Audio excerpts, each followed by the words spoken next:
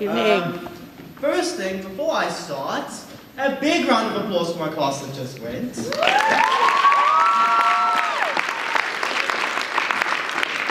proud of you. I can still remember when we started this journey. I was freaking out because I didn't know what I wanted to do. At first I started with architecture, then I started with gaming, then YouTube channel, then eventually somehow when the teacher looked at me and asked, "What are you doing?" I looked down at my pants and realized there's a stitch that's gone undone. I thought, I can sew this up. And for some reason I said that out loud. And then I just looked up at the teacher and said, "Sewing!" And just went with it. I started off, first of all, with gym clothes, because I thought, hey, gym clothes, they're easy. I thought a lot of things. So then eventually I came to dresses. Not because I wear them, I could, I just don't want to. But dresses because I've noticed how lovely the ladies in our class look when they wear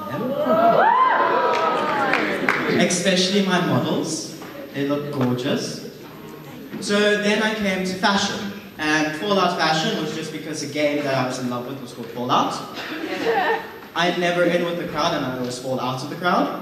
And fashion, because it's just fashion. So, before I get started, I want to explain two things. First, my logo. That's not my logo.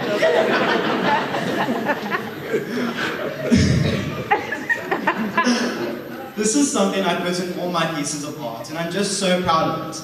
Strangely enough, I'm proud of this more than I'm proud of anything else in my project. I know everything turned out great, but this is just something that I put in my normal art pieces and my normal pieces of design, so making a logo that I'm proud of is quite impressive for my Instagram page.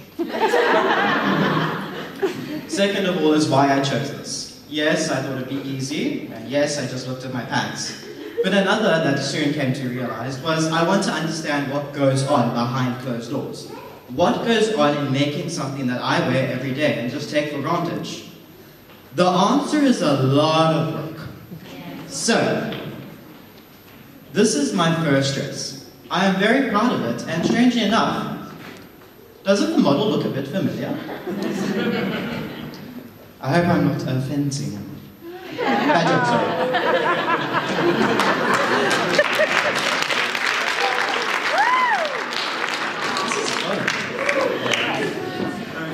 It is a simple red wine dress.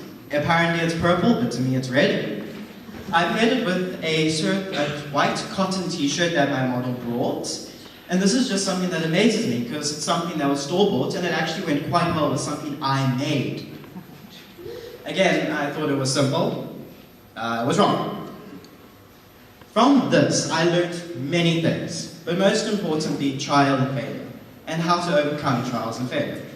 I had hundreds of mock-ups and mock-ups, and eventually time started to catch up on me, and I realized, oh no, I need to make something. So soon, I made a few mock-ups, and then just went straight to the practical and aced it. My 8th try.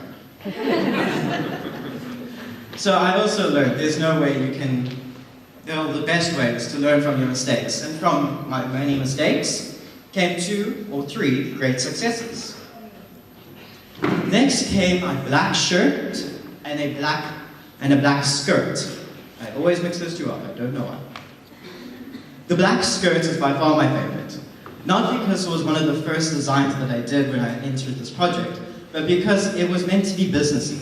I was meant to make it look as if she could walk into a firm and demand the respect of everyone. But the model, also looking quite familiar, she's very childlike in her way, so when we put a floral crop top on and her bright red gumboots decided to shine, it just worked. Another is a most interesting thing for me. I had another model, she was going to be on tomorrow. She decided to wear this t-shirt that I originally made for the first dress. It was never meant to actually be worn as a third outfit, but luckily, it fitted her quite well, and she looks beautiful, I would say.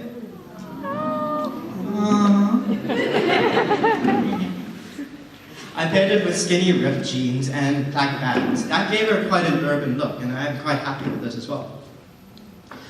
So a little checklist I made for myself, and that I've made now helping me get through life, is PDEA. It's simple.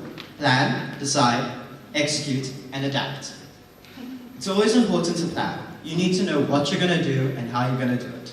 Decide. To decide on everything that you're going to do. Execute, of course, sewing everything together, and then always leaving room to adapt. I needed room to adapt because after a mock-up failed, I just threw it away, didn't realize that I might need to take it in a little bit. So I ended up wasting more material than I thought I would. Nope, sorry.